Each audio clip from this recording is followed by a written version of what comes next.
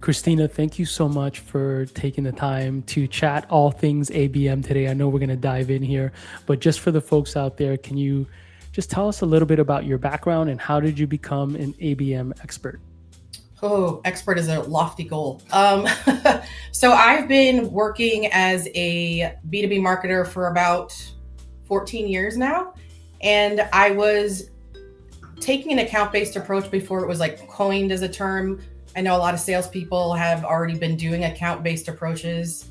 And then marketers, as we do, we like to take acronyms for everything or make acronyms for everything. So I've been doing this on and off about 14 years, and my background is in content marketing and just kind of experience, worrying more so about the experiences being delivered, whether that's in marketing and also on the sales side and customer success.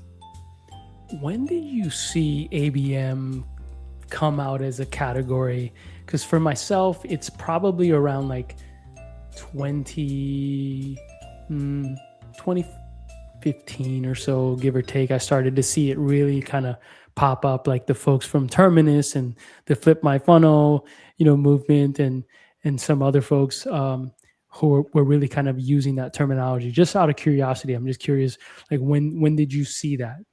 Around the same time when all the ABM tech platforms came on the scene, so like Demandbase, Sixth Sense, all the intent platforms. The thing that I noticed though was it just kind of seemed like it was demand gen, and we were putting using tech to kind of amplify it. So we were doing account based demand gen, and then it kind of muddied the waters because everyone started putting the tech first instead of the strategy that goes into the tech. And it took a couple of years before people realized that maybe we shouldn't have done it that way. Maybe we should have actually had a strategy before we kind of amplified what we were doing, because it kind of put everything under a microscope and kind of showed people that they were doing, maybe not getting the ROI from the platforms that maybe they invested in, because these are expensive platforms. They're not cheap. And they require someone to man it and someone to optimize it and always tweak it. So I think we kind of jumped onto let's amplify with tech before we realized that we're just kind of amplifying mediocre marketing. Yeah. Yeah, untargeted stuff. I know John Mailer, who was one of the co-founders of Marketo, and his crew, they started using the ABM account based X, right, for their content and messaging when they launched Engagio, and then as I mentioned, Sangram and those folks over in Atlanta around Terminus, and that movement, that they were kind of pushing. But, I wanted to ask you, in your LinkedIn post, you talk a lot about how, teams are not ABM ready before they launch their ABM campaign or those programs. What do you mean by that?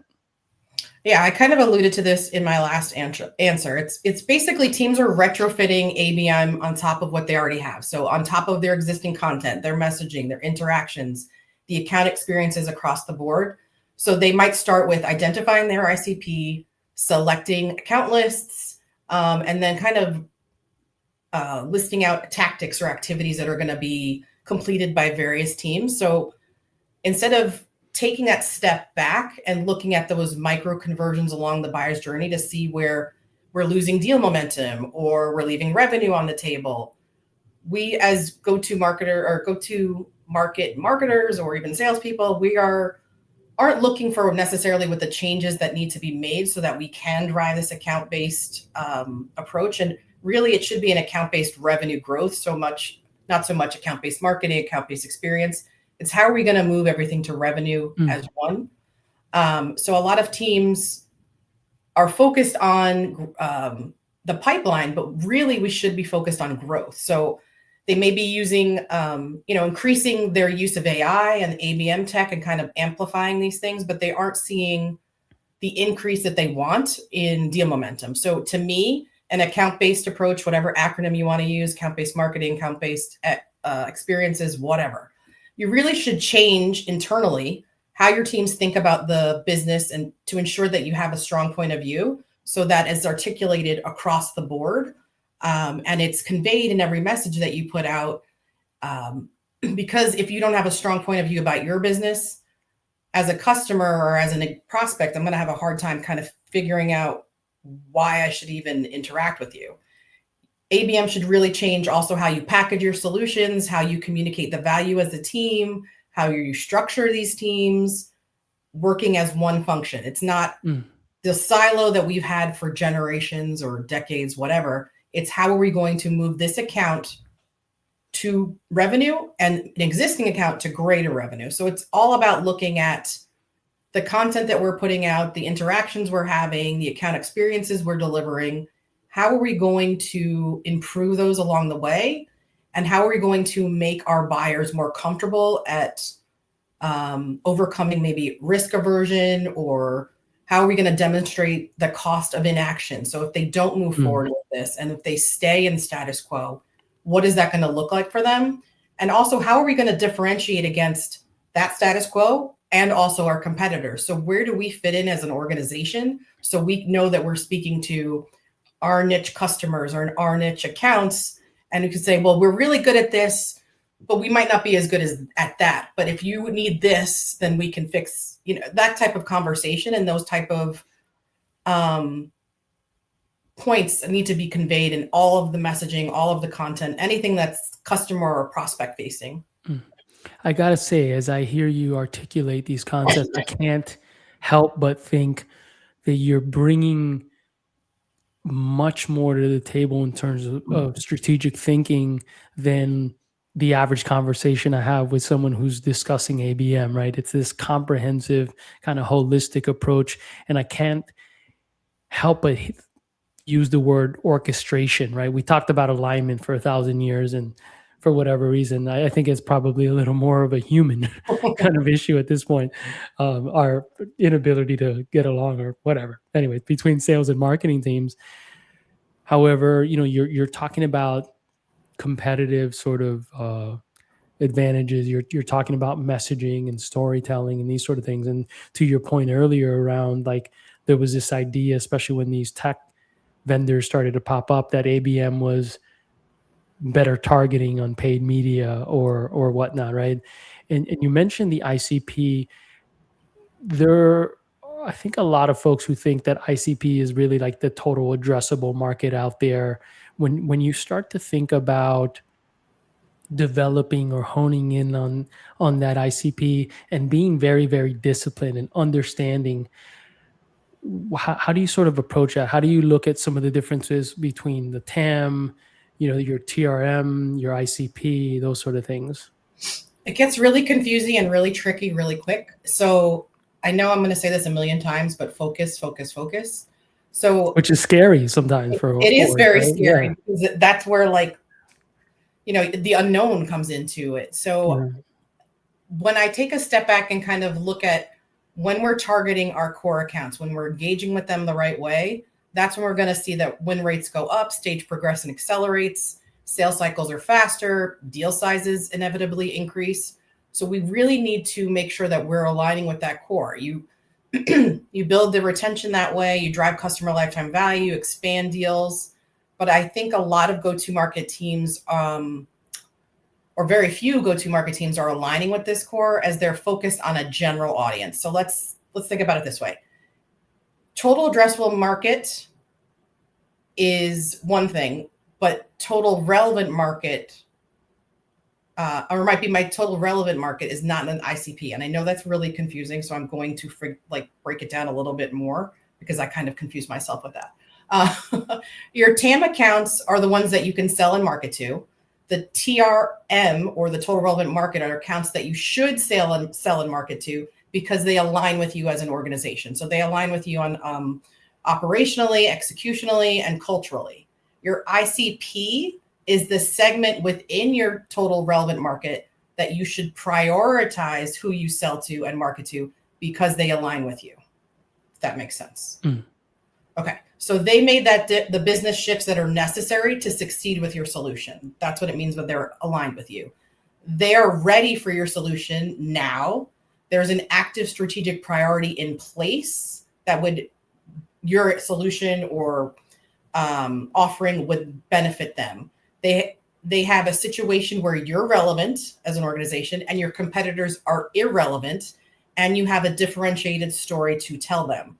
So in order to make this ICP more reliable, more predictive, we really need to go beyond those proxies that you might see in like 6sense or Demandbase or any kind of intent platform. These proxies really only look at the surface. They don't go deep enough. They don't see if there is true alignment, if they match, if the account matches a business problem profile, if you have that story to tell, if they're truly ready to succeed with your situation or with your solution.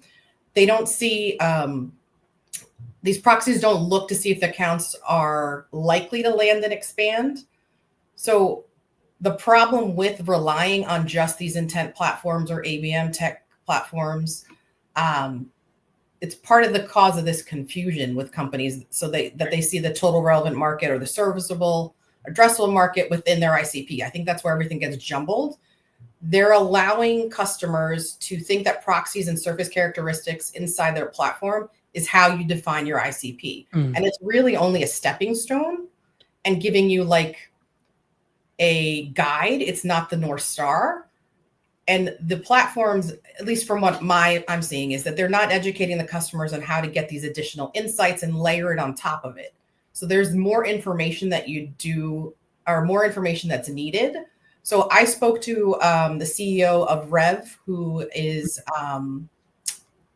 into trying to figure out how to layer on intent and then also account insights to get a better idea of the account. And he mentioned that you don't want a company that looks right with these surface characteristics that, you might get from ABM tech or from data, intent data. You want the ones that are going to go all the way through the funnel. They're going to sign that deal, become a happy customer, stay with you, grow with you.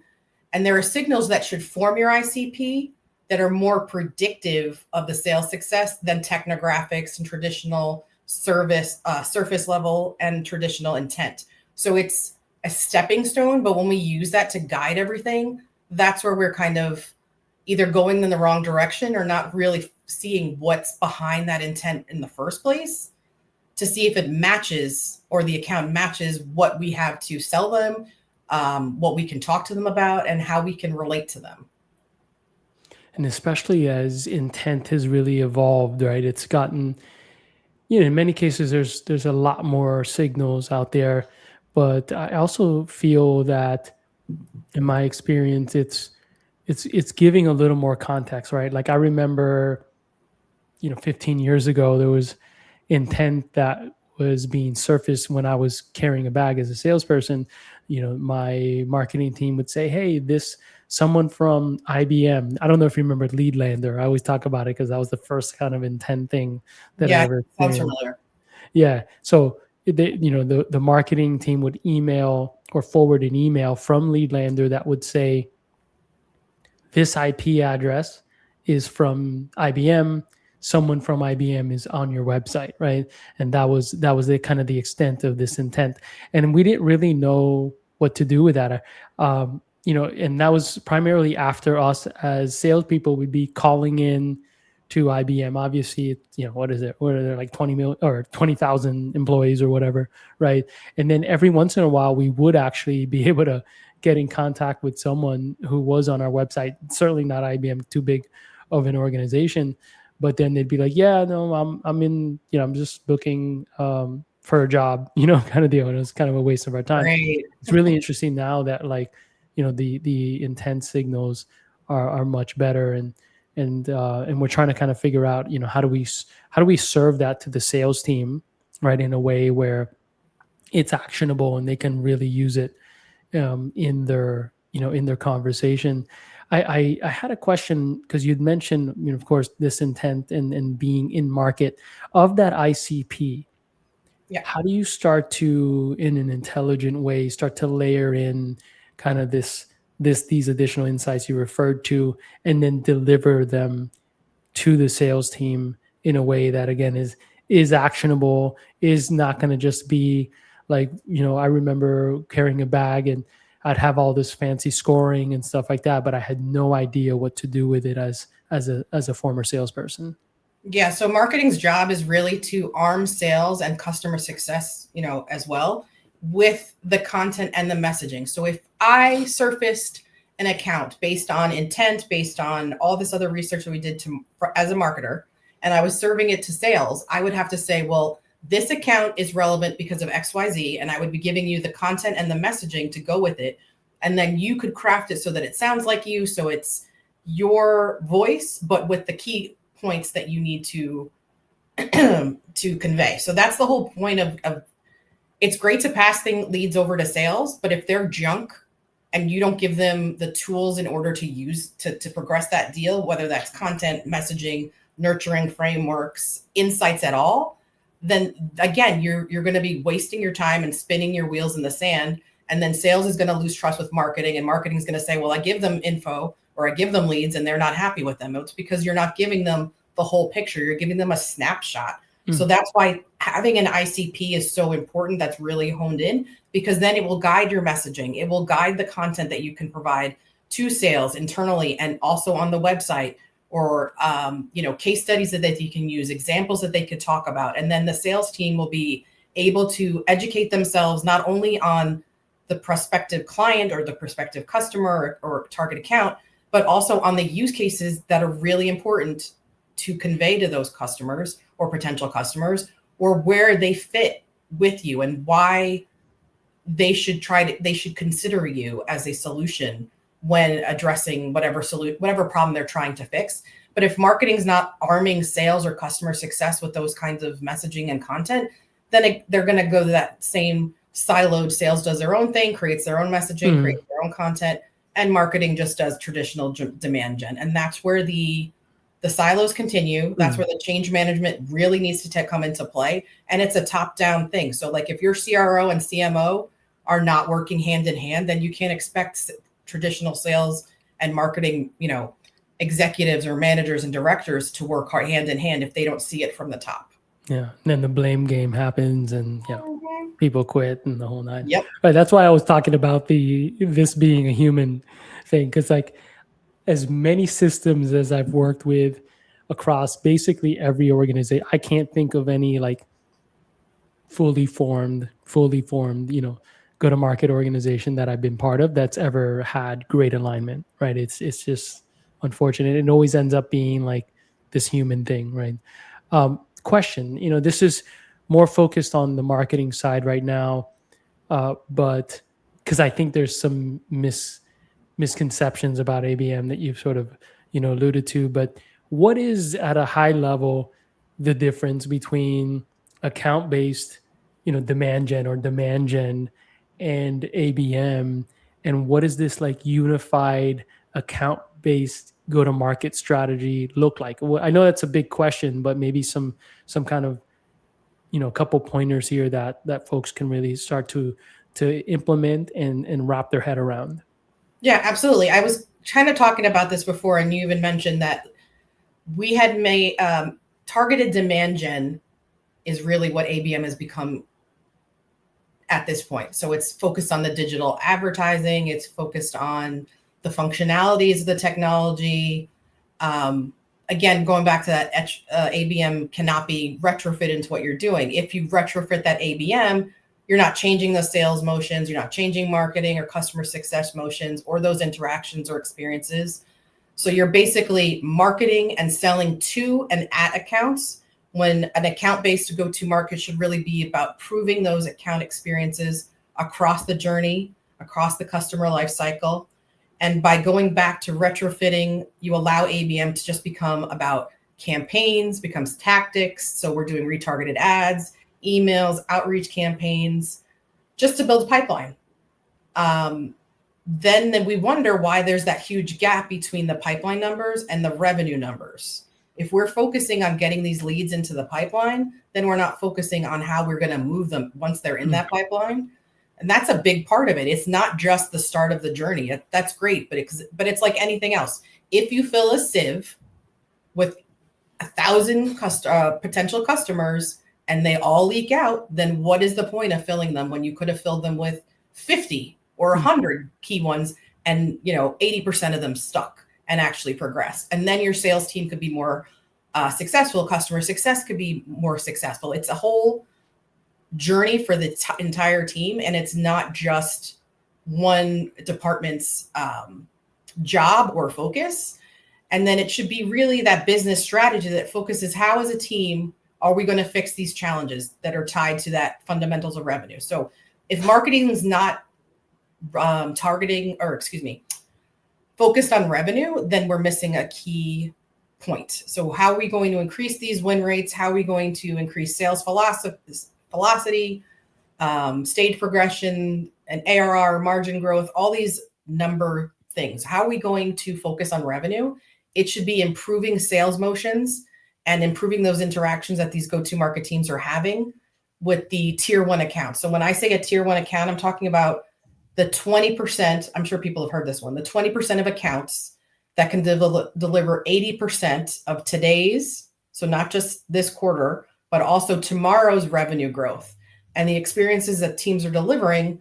So this is really a focus that's going beyond pipeline. And we're using this account-based go-to-market to reach as many, instead of, instead of trying to reach as many prospects as we can, we want to reach as many prospects as possible within this ICP that we had previously talked about.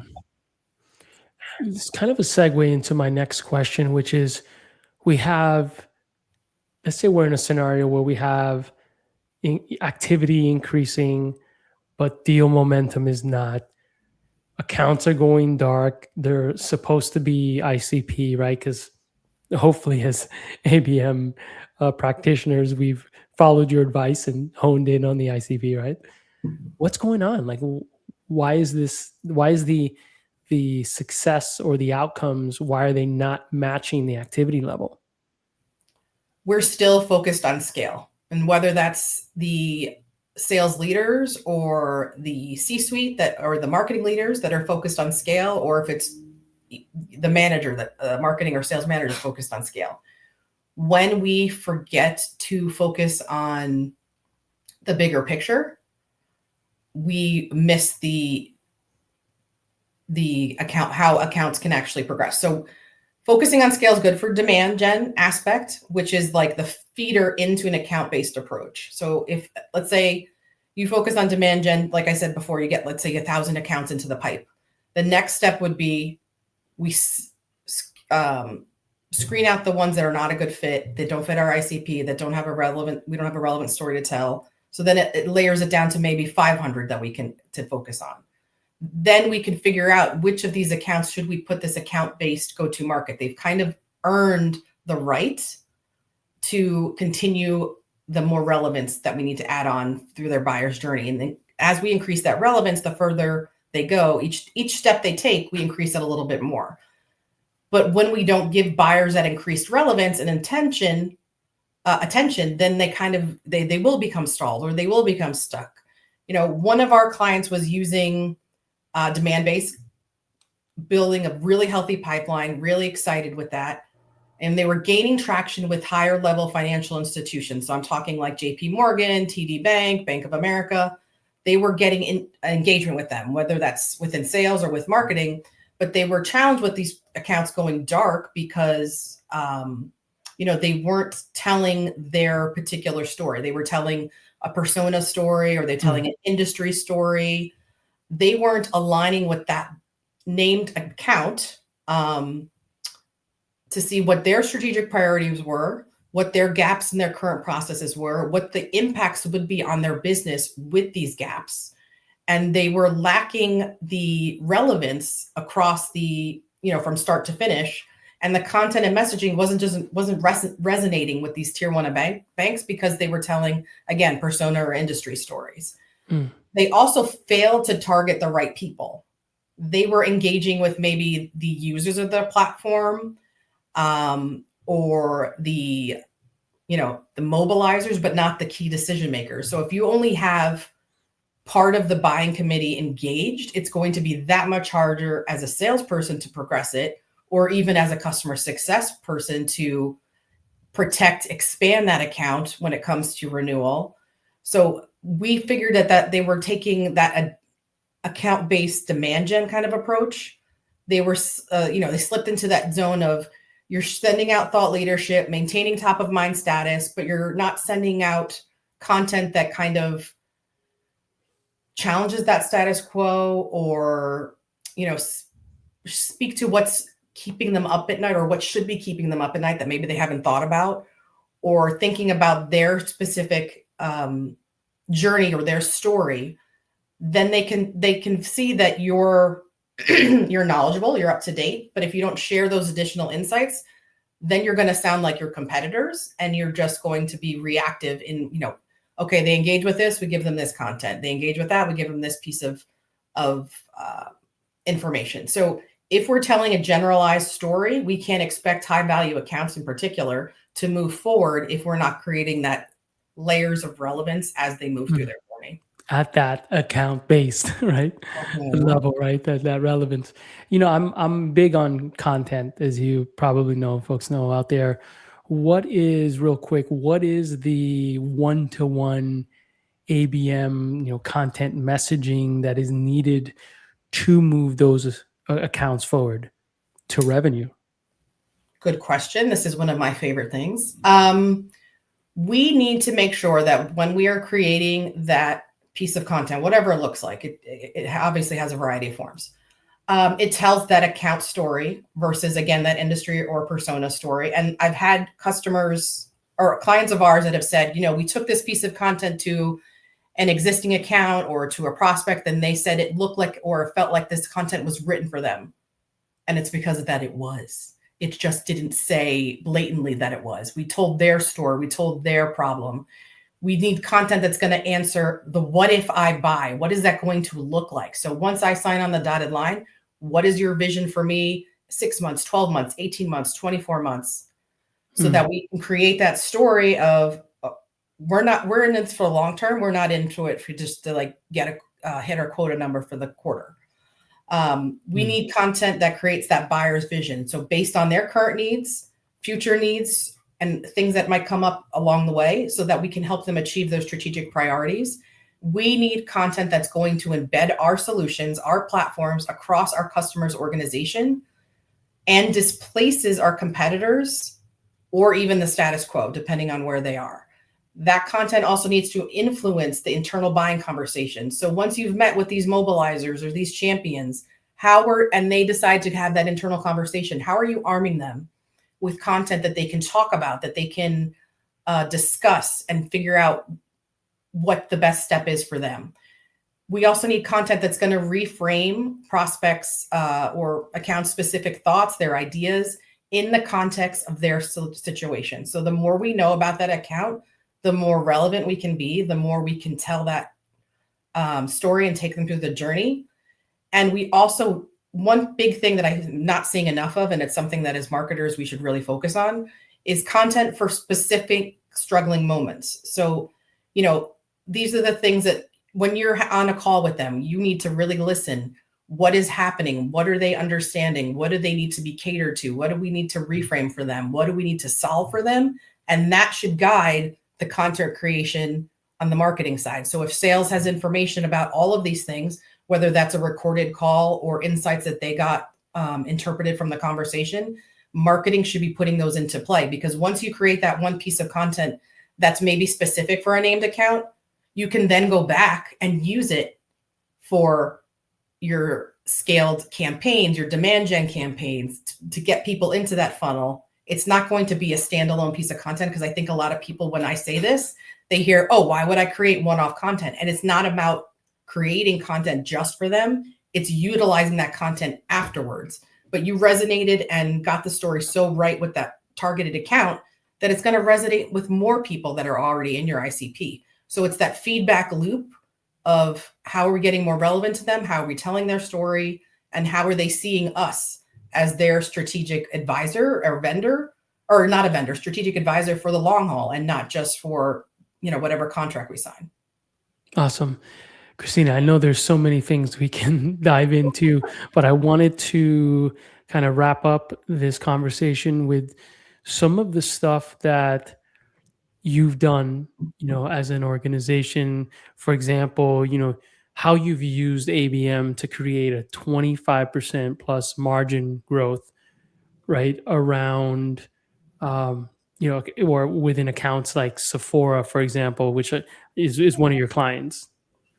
Well, the account was working with Sephora. So that's okay. Got it. I know it gets kind of confusing when you're talking about so many different companies and accounts and things. So they were working with them for a long time. They were seeing diminishing return from their customer, particular Sephora and others, because they were basically trading dollars for hours, and they were focusing on fixing on-demand challenges that arise. So every time there was a problem at Sephora's warehouse or their distribution center, they were just fixing the problems and just kind of being a firefighter. And they weren't scaled. They weren't helping them to scale so they can meet the needs of this organization. Because at that time they had 2,300 global stores. They had e-commerce customers. They had manufacturers. This particular client that was working with Sephora didn't enable them to prioritize things like replenishment, which led to delays in orders, or it led to missed numbers or missed deadlines, particularly for holidays or specific promotions they were doing. They weren't involved in the planning of the distribution centers or in the warehouse to know when products were going to arrive, how to ship them before they even arrived to the warehouse, so they were fully prepared. So they were basically just kind of figuring out the problems as they arose versus being brought into the table for the planning. Because they weren't having these right conversations, they were treating them basically as technicians, so paying for man hours, versus that strategic value partner, which is where the higher profit margins are, where the revenue growth would be. And they were being penny pinched and negotiating a number of hours and resources for different projects versus being included on the whole decision. So what we did was we created content and messaging that supported that why evolve conversation. What changes do we need to have so that we could help the client expand their profit margin, expand their revenue growth? And once we address this why evolve question and conversation once our client was able to do that with Sephora, then was where they created that 25% plus margin growth, because they were brought in as a strategic advisor and not just trying to solve problems as they arose. Awesome. Kristina Jaramillo, thank you so much. We were kind of joking around in the green room here before recording about the pronunciation of Jaramillo, but as I mentioned, I have so many good friends that are in Colombia. That was a great guess that my brain went there. Impressive. But again, thank you so much for sharing your wisdom. I know there's so much to cover here, and we just really scratched the surface. But if folks wanted to engage with you, maybe just get some advice from you, or maybe even potentially hire you to help them scale their ABM and overarching go-to-market efforts, what are the best channels or URLs to reach you? Yeah, sure. Engage with me on LinkedIn. That's, I would say, number one. Number two would be to go to our website, which is personalabm.com. And there's a variety of resources and case studies and a lot of good advice. And then you can follow the content that we do share, so you can get some more tips. But also feel free to reach out via email as well. Awesome. Well, have a great day and a wonderful holiday season. You too. Thanks so much, Jorge.